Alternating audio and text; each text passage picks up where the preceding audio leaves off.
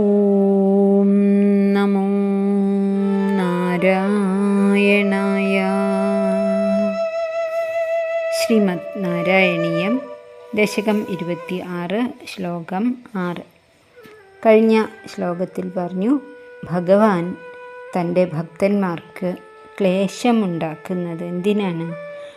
അവിടെ നിന്നും ശാന്തി നൽകി അവരെ രക്ഷിക്കാൻ വേണ്ടിയിട്ടാണ്.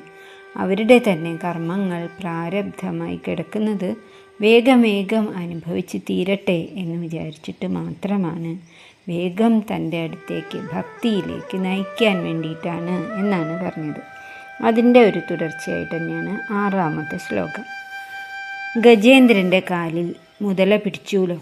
ആ സമയത്ത് ഗജേന്ദ്രൻ ആദ്യം വിചാരിച്ചു, ആരും വേണ്ട, ഇതൊന്നും കുടഞ്ഞാൽ പോണ വസ്തുവാണ്, താൻ തന്നെ മതി തന്നെ രക്ഷിക്കാൻ എന്ന് വിചാരിച്ചു.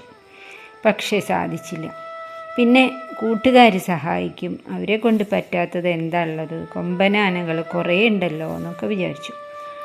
കുറച്ച് സമയം കഴിഞ്ഞു, അവർക്കൊന്നും പറ്റിയില്ല എന്ന് മാത്രമല്ല, ഒരാളെ പോലും തൻ്റെ വിഷമത്തിൽ കൂടെ നിൽക്കാതെ അപ്രത്യക്ഷമായി. ഒറ്റാളെയും കാണാനില്ല. എങ്കിലും ആന ബലം പിടിച്ച് എതിർത്തു. വളരെയേറെ സമയം എതിർത്തു നിന്നു. 1000 വർഷം എന്നാണ് പറയുന്നത്.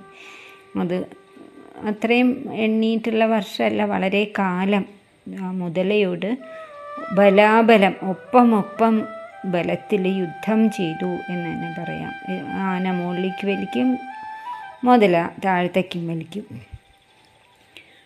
അപ്പോൾ നമ്മളും ഇതുപോലെ സഹായിക്കാൻ അവരുണ്ടാവും, ഇവരുണ്ടാവും, കുട്ടികളുണ്ടാവും, ഭർത്താവുണ്ടാവും, വീട്ടുകാരുണ്ടാവും എന്നൊന്നും വിചാരിച്ചിട്ട് ചിലപ്പോൾ സാധിച്ചു എന്ന് വരില്ല.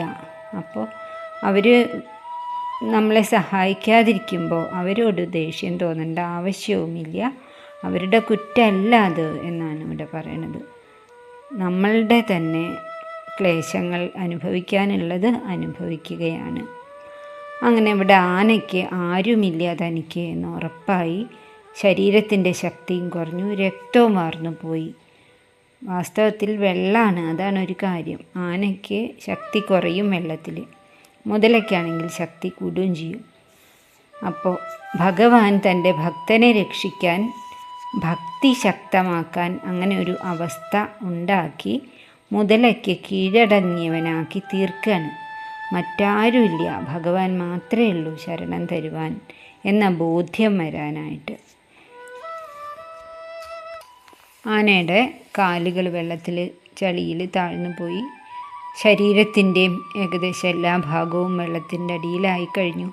മസ്തകവും താഴ്ന്നു. ഇനി 2 കണ്ണുണ്ട് പുറത്ത്, തുമ്പിക്കൈയുണ്ട്, അതും താഴ്ന്നു പോയിക്കൊണ്ടിരിക്കുകയാണ്.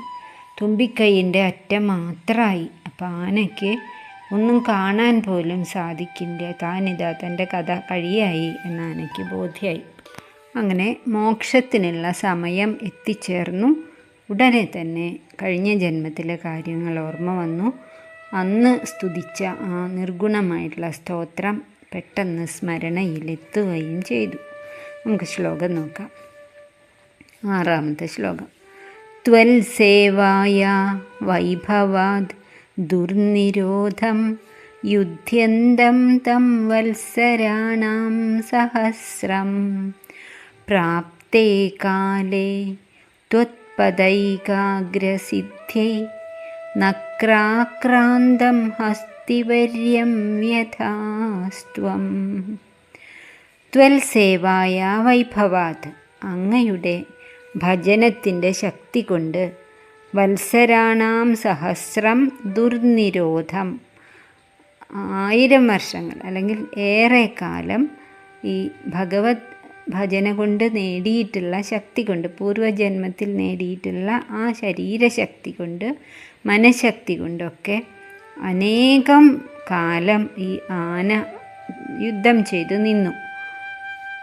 ദുർനിരോധം യുദ്ധ്യന്തം തം, ഒരു തടസ്സവും കൂടാതെ യുദ്ധം ചെയ്തുകൊണ്ട് മേലോട്ട് വലിച്ച് താഴേക്ക് താഴ്ന്നു പോകാൻ സമ്മതിക്കാതെ യുദ്ധം ചെയ്യുന്ന പോലെ നിന്ന തം ഹസ്തിവര്യം, ആ ഗജശ്രേഷ്ഠനെ, ത്വത്പദൈകാഗ്രസിദ്ധി, അങ്ങയുടെ പാദങ്ങളിൽ ഏകാഗ്രമായ ഭക്തി സംഭവിക്കാൻ വേണ്ടി മാത്രം. അങ്ങനെ സംഭവിച്ചാലേ മോക്ഷം കൊടുക്കാൻ സാധിക്കുള്ളൂ.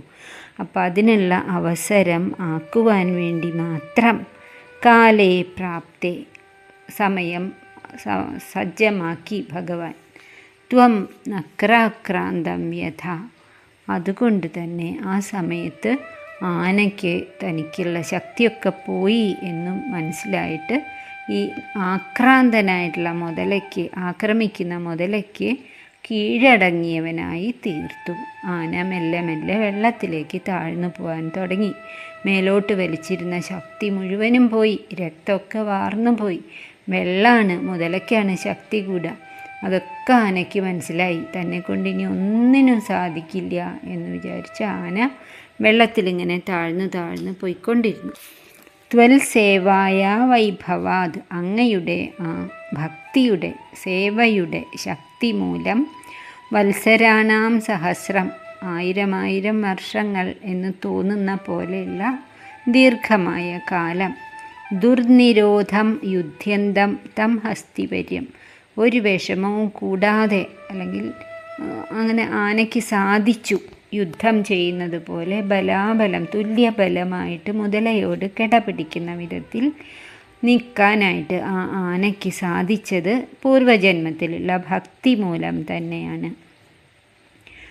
കാലേ പ്രാപ്തേ, എന്നാൽ ആ മോക്ഷത്തിനുള്ള സമയം ആഗതമായപ്പോൾ അതിനുള്ള പ്രവൃത്തി വേണം. അതിനു വേണ്ടിയിട്ട് അങ്ങയെ ഭജിക്കാനായിട്ടുള്ള ഒരു അവസ്ഥ, അതിന് താനൊന്നുമല്ല എന്നുള്ള ബോധ്യം വരണം.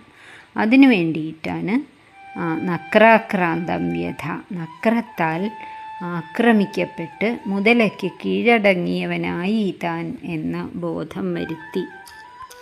സഹസ്രം വത്സരം എന്ന് പറഞ്ഞത് 1000 കൊല്ലം എന്നുള്ളതല്ല, അനേക ദിവസങ്ങൾ എന്നാണ്. ദുഃഖം വരുമ്പോൾ സമയം നീങ്ങില്ലല്ലോ, ഒരു നിമിഷം പോലും അങ്ങനെ മുന്നോട്ട് നീങ്ങാത്ത പോലെ തോന്നില്ലേ. അപ്പോൾ അതുവരെ ഈ ഇന്ദ്രദ്യുമ്നൻ എന്ന രാജാവിൻ്റെ ആനജന്മം ഗജേന്ദ്രൻ ആലോചിച്ചു. ഞാൻ ത്രികൂടപർവ്വതത്തിനെ വിറപ്പിച്ച് നടന്നതാണ്. എൻ്റെ അലർച്ച പർവ്വതത്തിൻ്റെ ഗുഹകൾ പ്രതിധ്വനിപ്പിച്ചതാണ്. വൃക്ഷങ്ങളൊക്കെ ഇങ്ങനെ കിടുങ്ങുമായിരുന്നു. സിംഹങ്ങൾ പോലും പേടിച്ചോടിച്ചതാണ്. പക്ഷേ ദുഃഖം എന്താണ്, അവശത എന്താണ് എന്ന് ഇതുവരെ അല്പം പോലും അറിയാത്ത എനിക്ക് ഇപ്പം എന്തായി, ആരും സഹായത്തിനില്ല. ശ്വാസം കിട്ടാൻ പോലും വിഷമായി. താൻ നേതാവുമല്ല, തനിക്ക് ആരുമില്ല എന്നുള്ള ആ അവസ്ഥ. കാലം അനുകൂലമല്ലാതായി എന്ന് ഗജേന്ദ്രന് മനസ്സിലായി. അപ്പോഴാണ് ഗജേന്ദ്രൻ്റെ സകല പ്രാരബ്ധവും അവസാനിക്കാനായിട്ട്, അതാണ് ഇവിടെ പ്രാപ്തേ കാലേ എന്ന് പറയുന്നത്. കാലം അനുകൂലമാവാൻ പോവാണ്. അപ്പോൾ മനസ്സ് ഭഗവാന്റെ തൃപ്പാദങ്ങളിൽ ഉറപ്പിച്ചു. തൻ്റെ പൂർവജന്മവും അപ്പോൾ ഉണ്ടായിരുന്ന ഭഗവത് ഭക്തിയും താമരപ്പൂക്കൾ കൊണ്ട് ആരാധിച്ചതും ഒക്കെ ഗജേന്ദ്രന് ഓർമ്മ വരികയാണ്. മുതലയുടെ ഉപദ്രവമൊക്കെ അപ്പം മറന്നുപോയി. ഭഗവാന്റെ പാദം മാത്രം മനസ്സിൽ. അങ്ങനെ തുമ്പിക്കൈ കൊണ്ട് ഇങ്ങനെ തപ്പി തപ്പി, ശരീരമൊക്കെ വെള്ളത്തിലായിപ്പോയി, കണ്ണ് പോലും വെള്ളത്തിൻ്റെ ഉള്ളിലായി. തുമ്പിക്കൈ നീട്ടാവുന്നത്രയും ഇങ്ങനെ വട്ടത്തിൽ ചുറ്റിച്ച് താമരപ്പൂവുണ്ടോ എന്ന് നോക്കിയപ്പോൾ കിട്ടുന്ന താമരപ്പൂവ് ഭഗവാനെ അർച്ചിക്കാനായിട്ട് എടുക്കുകയാണ്. പൂർവജന്മത്തിൽ താമരപ്പൂക്കൾ കൊണ്ട് ഈ രാജാവ് ഭഗവാനെ വളരെയേറെ ആരാധിച്ചതാണ്. ഭഗവാനാണെങ്കിൽ പങ്കജം, താമരപ്പൂവ് വളരെ ഇഷ്ടമാണ്. കുന്തിദേവി പ്രാർത്ഥിച്ചില്ലേ, നമ പങ്കജനാഭായ നമ പങ്കജമാലിനേ നമ പങ്കജനേത്രായ നമസ്തേ പങ്കജാംഗ്രയേ എന്ന്. അങ്ങനെ ആ താമരപ്പൂക്കൾ ഗജേന്ദ്രൻ്റെ സ്മരണയിലെത്തി. എല്ലാം ത്വത് പ്രണുംന എന്നാണ്. എല്ലാം ഭഗവാനെ അവിടുത്തെ പ്രേരണ കൊണ്ട് തന്നെയാണ്. ഇവിടെ മേൽപ്പത്തൂരും ഉറപ്പിക്കുകയാണ്, എൻ്റെ ഈ രോഗപീഠ ഇത്ര ദിവസമായി, 26 ദിവസമായി, എന്നിട്ടും കുറയണില്ല, കൂടിക്കൂടി വരികയാണ്. അതിനെന്താ കാരണം? അത് ഭഗവാൻ തന്നെ ദുസ്സഹമാക്കുകയാണ്. തീർച്ചയായിട്ടും എൻ്റെ ഭക്തി ഭഗവാന്റെ പാദത്തിൽ ഉറപ്പിക്കാൻ വേണ്ടിയിട്ട് തന്നെയാണ് എന്നെനിക്ക് മനസ്സിലായി ഭഗവാനെ. ശ്ലോകം ഒന്നും കൂടി നോക്കാം. ത്വൽസേവായ വൈഭവ ദുർനിരോധം യുദ്ധ്യന്തം തം വത്സരാണാം സഹസ്രം പ്രാപ്തേ കാലേ